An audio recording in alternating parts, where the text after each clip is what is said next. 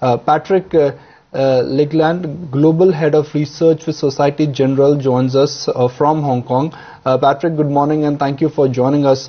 What was your reading of Janet Yellen's commentary yesterday?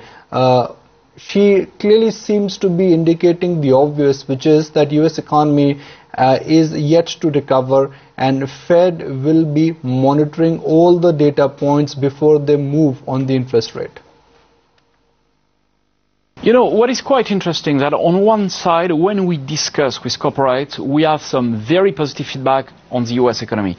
On the other side, we see some indicators remain quite mixed. And this is certainly why, Mrs. Yellen has been sitting on the fence, saying that on one side she would be supportive, but on the other side, I would say the steepening of the yield curve is clearly on its way.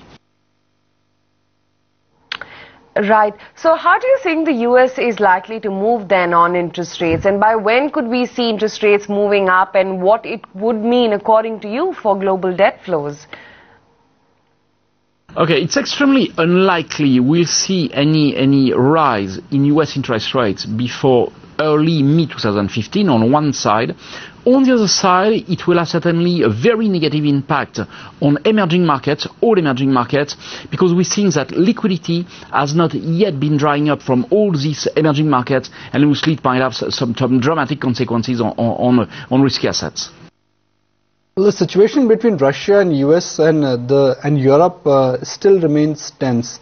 As the Ukrainian problems, they continue to boil. How much of that impact do you think it will have on global asset classes? We should take into account that the situation in Ukraine, which obviously has been deteriorating in the last few weeks, is already largely discounted by the market.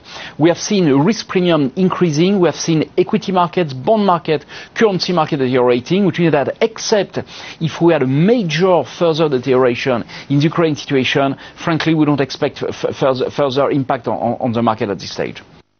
What about the dollar index, because that recently hit lows of October 2013. What has led, according to you, to such weakness, and how do you see the dollar impacting emerging market as well as Asian currencies?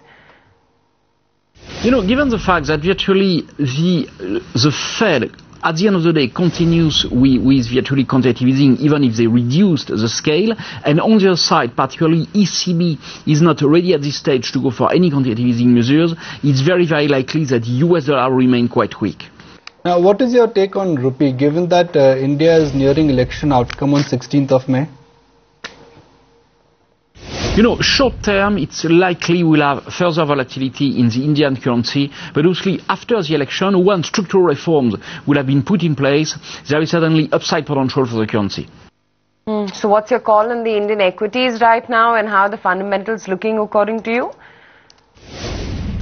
Short term, we do expect further volatility, and we advise our investors, clients, not to be positioned at this stage. But I would say mid-term, obviously, it's a very, very interesting market with a lot of potential valuation upside. But on the other side, let's be careful about the rise in interest rates, as we discussed in the US.